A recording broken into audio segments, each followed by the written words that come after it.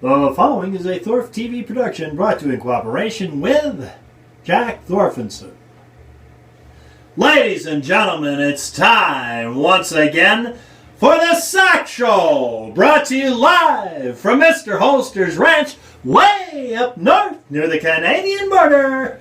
Let's have a big rousing round of applause. Here he comes, direct from the bar, Mr. Holster! Direct from the bar. That's a surprise. To have Mr. Holster. Oh, Mr. Holster, hey, that's me. Howdy, pards. Yeah, it's me, Mr. Holster. Oh, geez.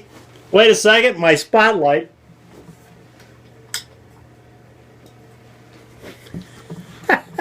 Yeah, Jack's not here tonight. Nothing's gonna be right tonight because Jack's not here. He got it in his head he was gonna make some money, and well, at the end of the show, I'll have a little clip you can see, and you'll know what's going on with Jack. And sometimes it's best to just let him go on his way and not try and interfere. He doesn't listen to you anyway. So let's get this show started off right. Let's see what we got out. Yeah, Jack wasn't here, so I got it out myself. We're having Moose Drool Brown Ale from Big Sky Brewing Company. There you go. We'll let you see that. We'll pop the top on this one, as Machine Gun Kelly would say. Pour a little in the old ranch glass. Oh my gosh. West Texas dust.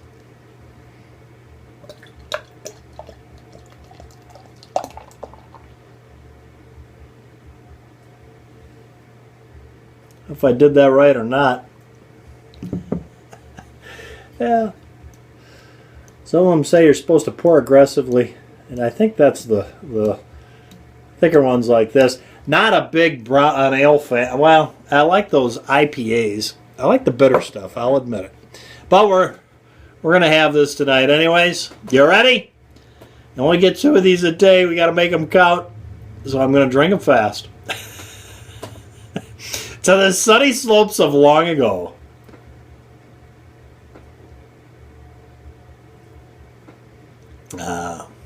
That doesn't heat you up and cool you down all at the same time. Tell you, last week my wife said I needed a little extracurricular activity. She signed me up for a bridge club. Yeah, I jump off next Tuesday. Last week I looked up my family tree. 2 dogs were using it. It's disappointing that Jack's not going to be here tonight, though, because we had a big show lined up. We have had the local priest here at the local parish was going to come in, and as part of the show, Jack was going to give his first confession. Yeah, since he was in the service. And actually, the last confession he gave was when he was in boot camp. Yeah, we were going to have that because I thought you'd enjoy it. But look on the bright side, since we can't have it because Jack's not here. I saved you that.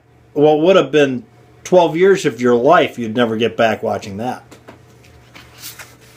My wife just ran off with my best friend, and Jack said to me, "How long have you known him?" And I said, "I've never met the man."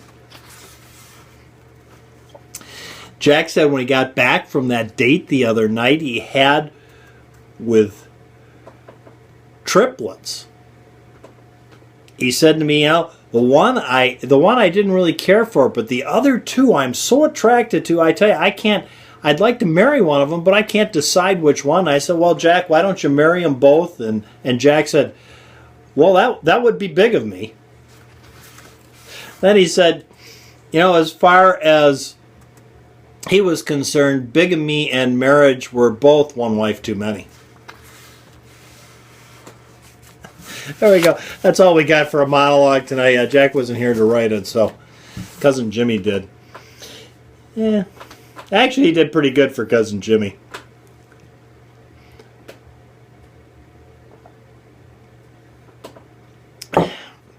This is what we're going to look at tonight. We're going to look at the last Smith & Wesson I own. Yeah, we're down to 1 now.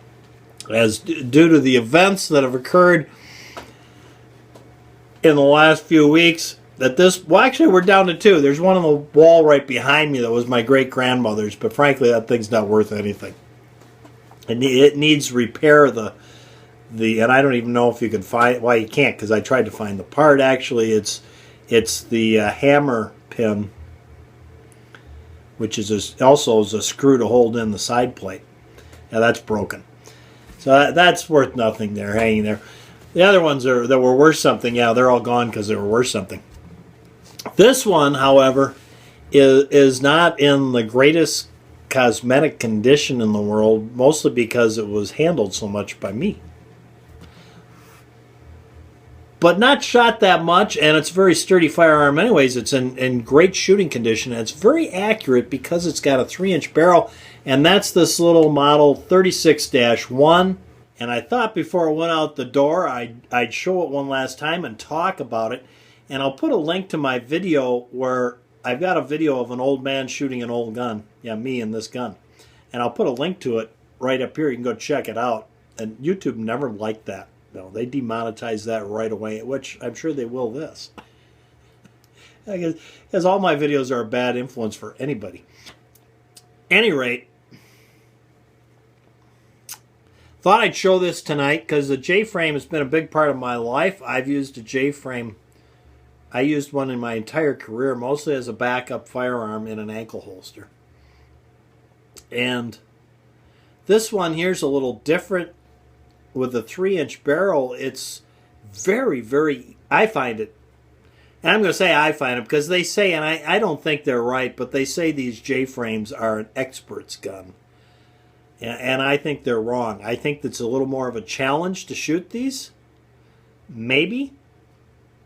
But I don't think it's an expert's gun. I just think it's a little more challenging. With a 3-inch barrel, and they used to make these quite often with 3- and 4-inch barrels. Nowadays, not so much. And when you got the 3- and 4-inch barrel and the right grip on it, it really is no expert gun. It's a nice sized gun for a person with a hand of that size, and it's just a smaller revolver. 5-shot cylinder. This one's a 38 special with a 3-inch barrel, of course. It's blued, and I happen to have, and this is kind of an interesting story, what I did is I got myself, and YouTube won't like this either, so this is a lost cause. This is a hammer from a 649. If you're familiar with a 649 J-frame, that's the one that's got a partially shrouded hammer here. And all that sticks out is the spur on the hammer enough, just out of the little slot enough you can catch it and cock it. They used to call that the thinking man's J-frame. Yeah, myself, I don't like to think. I like it double action only. I really prefer a 640 when it comes down to it. This one, I got one of those hammers, and I did my despurring that everybody laughs at and made it double action only. Took the full cock notch off, so this can only be fired in double action only. Of course, I still retain the original hammer. That's why I got this hammer to do that too. Very accurate little J-frame. Very, very accurate. Just a nice gun. And really isn't that bad a condition as it's in better condition than I remember it being, but it's been handled a lot, so, it's got a little bit of bluing missing here and there and such, and maybe some spots on it, as they say. But as you can see by the cylinder there, it really hasn't seen that much actual action. Just a nice little J-frame. And these 3-inch barrels in these small guns like this, with that little bit longer sight radius, and of course you get a little more time for the bullet going through the barrel to build up a little more compression. They really make a nice little package. And I feel sorry that more people don't really appreciate these guns with the 3-inch barrels and utilize them, because they're still very, very small firearms to carry. Just a little lengthier, but And of course, the grips on the back are my favorite. I had these in all my J-frames back in the years when I was working. These are nylon-filled grips by Precision Specialties. And they still make them. They're out of Michigan. They still make these things. And what I liked about them is you got a finger groove for each one of your fingers. So a very small gun that you can barely get a grip with the pinky. But this allows you to catch that finger groove there, if you see it, and really gives you a good firm grip on that gun. You get your hand on like that and come around with the other one, and let me tell you, you got a good platform there. All you got to do is master the double action trigger pull, and you can get a bullseye with this every time. Just a fantastic, fantastic little firearm, as all the J-frames are. Just great little backup. This is the ultimate. This one maybe not with a 3-inch barrel. I say that only because you're going to have a real challenge finding a ankle holster for it, but I'm sure you could find somebody who would make one for a 3-inch barrel. But in an ankle holster, the ultimate backup, the Smith & Wesson J-frame, nice small compact package. You can't push it out of battery. When you get close up and personal, a fantastic backup firearm. Well, there you go, guys. There's the SOCS show for tonight. I don't have much of anything else for you without Jack here, because he usually writes the script. The monologue has everything. He's got these board things he makes up and little characters that show me where to go, because I refuse to show up for a rehearsal. Yeah. So there you go. And that's only 13 minutes of your life tonight that you'll never, ever, ever get back again. Yeah, because you won't. So get out and enjoy your life while you still got it. Not everybody gets to have as much time as other people on this planet. Yeah, enjoy what you got. Thanks for tuning in and spending 13 minutes of your life you'll never, ever, ever get back again with Mr. Holster and no Jack. Yeah, without Jack, I got nothing. Yeah. Till next time, for Mr. Holster and Jack, go out and stay safe. Jack, where are you calling from? The road. What road, Jack? 35. Where are you headed, Jack? North. Where are you going on 35 North, Jack? Duluth. Why would you possibly want to go there, Jack? That's the last place on the planet I'd want to go. Seriously? You're going to Ebomi's. Jack, you don't even know Ebomi. Why would you be going to Ebomi's? To play poker with who, Jack? And why? To make money? You're going to play poker with Ebomi and think you're going to make money? Well, I'm sure you'll win, Jack, but that doesn't mean you're going to win anything. Maybe if you're going to go up there and play for empty beer bottles. Jack, how do you even know where Ebomi lives? You'll find his place. You're just gonna drive around neighborhoods and look for the one that's got the dumpster full of empty beer bottles. Yeah, that might work. But seriously, Jack, I don't think there's any money in going up and playing poker with Ebomi. You're not playing with Ebomi. Who are you playing with, Jack? Joey Cuz. Well, Joey Cuz is in New York, Jack. Not this weekend. This weekend he's at Ebomi's.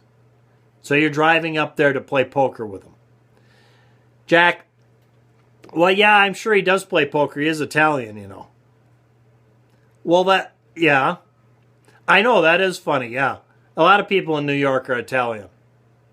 Well, yeah, I know, I don't get it either. They don't allow guns, and yet there's all those Italians living there. How could they get away with it? I don't know, Jack. Other than maybe they just don't care what the laws are. Yeah, well, you know, at any rate, Jack, let's not get started on that. What are you really doing, Jack? You want to play poker something bad with Joey Cuz. Why, Jack? Why do you want to play poker with Joey Cuz? Because you've never been able to sit at a poker table and look down at somebody before. Well, Jack, I don't think Joey Cuz is anybody to look down on. He seems like a decent guy to me, Jack. You're talking about his physical height. Well, yeah, you probably are. Yeah, you probably got at least 18 inches on him, I would guess, yes. Well, Jack, no, I don't think you can stop at a bookstore and pick up a dictionary and how to speak Joey Cuz. I don't know how you're going to understand what he says. I only get like every fourth word, and I feel lucky I can do that. And that mostly that's because my mother was deaf, and I learned lip reading from her. Yeah, I know, and even that doesn't help much. But Jack, seriously. Well, I know, Jack. Well, no, I don't think that's a good strategy to mention his mother every hand. Well, I know Ebomi probably will. But, take the high road, Jack. Okay? And good luck. And I hope you make it in your convertible. Because frankly, the back tire looked a little flat to me, Jack. It was. Yeah. You took my truck. Seriously, Jack, why'd you take my truck? The flat tire, and you need something to get in the game with because you're broke. Jack, no, don't gamble my... Jack! Oh, my God.